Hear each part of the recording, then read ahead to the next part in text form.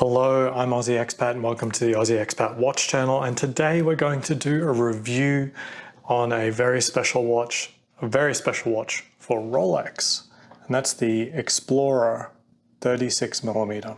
Just kill no discretion, your mind is a weapon. 11-11, it's time for progression. You could try to play, but you're never gonna beat me. Look the other way, what I'm doing ain't easy. Alright, before we get started, if you have any questions about any watches, values, any other topics, and just want to have fun, I have a Discord link down below where you can ask any questions. There's a whole bunch of people in the community that can help, and including myself, and just in general, we're just having a lot of fun, okay? So, looking at the Explorer 36, the model 124270, this was released a couple of years ago. I got this one for my birthday. I believe this is like roughly one of the first in USA. I do know one person who pipped me by about a week in New York, but I mean, for sure, this is within the first batches out there. And a lot of you may have come to my channel from my older channel where I did a little 10-day thing, a little initial sort of impressions on this watch from that time 2 years ago. But in 2 years, my relationship with this watch has changed a fair bit. And one of the big questions surrounding this watch is it too small? The reality is it's a small watch, and you're buying a small watch when you buy this watch. And there isn't really anything to really like make up for that or something like that. It's designed to be a sort of a ode to the collectors, the enthusiasts, where the 36mm is like the original size for the Explorer. They do now have an option in 40mm, but as quote unquote an enthusiast, I don't really see the point. It certainly looks good, but the Explorer 36 is more than just looking good. And I think it does look good, but it's perhaps an acquired taste. I remember when I got this, I was a lot of the watches I gravitated towards were actually the diver or field watches. I didn't really put much thought into that, but I really love the field watch layout from the perspective that it just offers a very functional, clean look. Now, in terms of, field watch going the Rolex route and the Explorer specifically. Now, when I was looking at this watch to get it, there were a lot of influencers out there who love the Explorer one. They just do. Adrian Barker as an example. He just kept going on and on about it. And it forced me to take a harder look at that watch. And eventually it started warming up to me. At the time when it was announced, I was getting pretty excited about the watch because I didn't really like the idea of the Explorer at 40mm, and the matte dial didn't really do it for me, although matte dial's cool. It just didn't do anything for me at that time. Adrian Barker and a few other YouTubers, they really loved the Explorer one, especially the previous model, the 114270, or even the 14270. I certainly fell in love with it. I just love the simplicity, its sort of straightforwardness, and really another aspect, and I don't really like to harp on about this too much, is really the history of the watch. There aren't many watches that have a solid history. One is obviously the Omega Moon watch, and the other really is the Explorer. Now, a lot of people talk about, say, the Submariner. It's got a really good history in terms of actual diving, but a lot of people refer to, say, the Submariner as being sort of like James Bond's watch. The reality is like, if you want some fictional heritage, the Explorer is James Bond's watch, not the Submariner. So in Ian Fleming's book, he's describing what seems to be basically an Oyster Perpetual, seems to be an Explorer. It seemed fitting that it was the Explorer. Now, in terms of actual history, there isn't really a runner-up to this. I've done polls asking people what they think the most important achievement was by someone wearing a Rolex, and there's no substitute, there's no runner-up, there's not even a close second place or a third place, whatever. It's The Scaling of Everest for the First Time by Edmund Hillary and Tenzing Norgay. So this watch has the chops when it comes to history, whether it's fictional or not. Beside the Submariner, it's probably the most important watch in the catalogue. So let's take a closer look. Okay, let's go over here. All right. Let me get the other glove back on. So the Explorer 36mm. So first of all, yeah, it's a smaller watch. What am I doing? I'm butchering this. It's a smaller watch.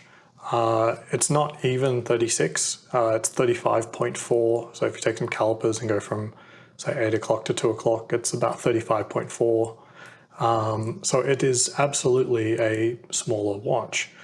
Now, I don't think that harms this in any way. You buy this because it is a smaller watch, not because you hope it wears bigger than it looks. No, it wears like a small watch. So it's a very sporty watch. I find that it's basically like I frame it as like a tennis watch or something like that. You can do anything in this watch. It's elegant. It's not, gaudy and huge or anything like that.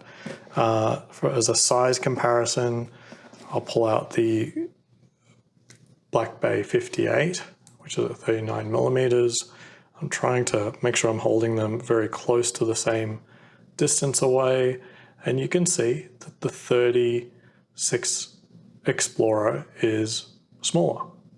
It simply is. It doesn't wear bigger. There's no fooling or anything like that.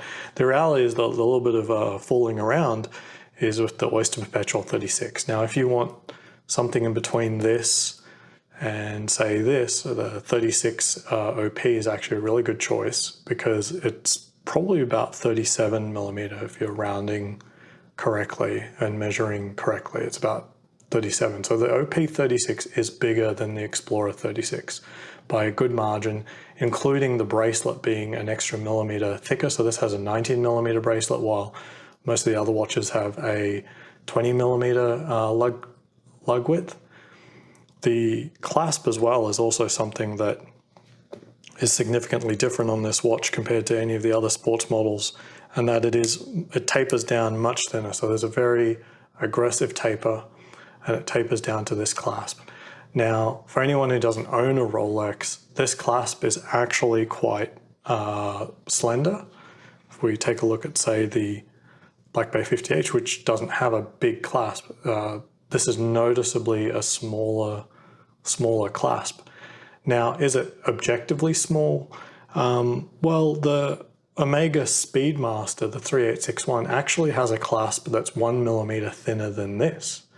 So this isn't sort of like an outlier in the watch world, and nobody complains about the size of the new Omega bracelet. It's a much superior bracelet than their previous ones. This is just smaller if you're coming from a collection that is already heavy Rolex, basically. So while we've got the Black Bay 58 out, what I wanted to do is also, just emphasize the wearability. The reason you want a small watch is because you're going to do stuff with it. You want it to be wearable and fun. So let's just size these, get the weight of these while they're out. So we've got 130 for the Black Bay 58. What have we got for the Explorer? 114. So commensurate with its size, it is a little bit lighter than even a relatively modestly sized Black Bay 58. So it's a very, it's a small watch. It's a small watch. And it's there if you want something that's a little bit more discreet, a little bit more fun and playful. But one of the beauties of this watch is that combined with its size, design, and styling, it's incredibly versatile, So it really bridges this gap between, say, the Datejust and the sports lineup. And this is a sports watch. It's got the Mercedes hands. It's very legible, 369, beautiful glow on there. And then it's got the safety clasp. It also has Easy Link, so 5mm of on-the-fly adjustment. Very, very wearable watch. I really enjoy wearing this watch when I'm in doing sort of finer things, like I'm at a restaurant or something like that. I find it's a little less, look at me, like a Submariner is. But then it's also, super well suited to actually doing sport, hiking and swimming and golf and stuff like that, because it's so light. You can really do all those things very comfortably, while a Submariner is just, it's a pretty big watch. With a bigger watch, you can't do all those things. So what it doesn't do is just look big, right? That's the only thing this doesn't do. But all of the benefits of being a smaller watch are the elegance and the actual sportiness of it. And it just isn't a big watch. It's not a statement piece. It's not there to be shouting at people, but people will know, that this is just a beautiful, elegant steel sports watch on your wrist. And there's no sort of denying its prettiness. And this, I love the flat bezel. I just love how that looks. Look at those reflections. It's just so cool, isn't it? I love it. I really love it. And I love how slender the crown is and no crown guards. There isn't really a substitute for this in the sports lineup, okay? So the Air King's got its lug guards now, the Milgauss is gone. Within sports, this is a very, very elegant watch. Now, within my collection, I got this as one of my, I think this was my third piece, and I loved it. I got it for my birthday. When I got the Daytona, the Steel Daytona towards the end of that year, the Steel Daytona really sort of took that place of the watch that I wanted to wear out dining. And then so that relegated this to sport. And in my following birthday, I got the Explorer 2. So I started wearing that for sport a lot, even though it's pretty big. I did get a rubber strap for it, and I started using that for sport. So this sort of put the Explorer away for quite a while, actually. I didn't wear it for quite a while last year. Well, in the first year I wore it a lot. I didn't wear it much last year. I think you'll forgive me. I mean, if you got a Daytona and Explorer 2 as your latest two watches, you might displace a little bit of wrist time from a few others. This year I've been doing something different in that I don't keep any watches at home anymore. I just keep the one on the wrist. And so I need watches that are more happy to play, for every situation that I go to. And it's in really that situation that the Explorer 1 36mm really, really shines. I mean, look at these indices. It's just gorgeous. And that's what I love. I just love the look of this watch and how it feels. As I said, the only thing this watch doesn't do is be big. That's it. That's it. That's the only thing it doesn't do. It's just not a big watch. It doesn't wear big. If it wore big, what would be the point? It's a watch that is there to be versatile and wear small, because it's really that kind of thing. It's a utilitarian aspect, but then it lends itself to being just so beautiful, just in of itself. And in reality, is that really too small? Like, is there any real problem with this look, right? Is there really a problem with that look? Let's zoom in here. Is there a problem with this? I don't see any problem with this, right? Am I here like, oh, I wish I had a big watch. It's so small. Oh, it's so small. No, the reality is this is a gorgeous watch, and there's really no issue with it being quote unquote small. That's why you get this watch. Now, if you go to the AD and you try one on and you think it's small, correct, you're correct. Don't kid yourself. This is a smaller watch. It's smaller than even the Black Bay 58. Now, it's interesting I got this watch out, because between these two, I think most people will enjoy this one more, right? You can pick this up right now for about $2,600 on eBay, or a lot more money new. But there's a lot more to look at in this watch, and a lot of people gravitate towards a diver over this. But geez, even side by side, this is a pretty watch. But man, look at those reflections off that bezel and just the overall case shape. You can tell which one, is really kicking ass in terms of quality.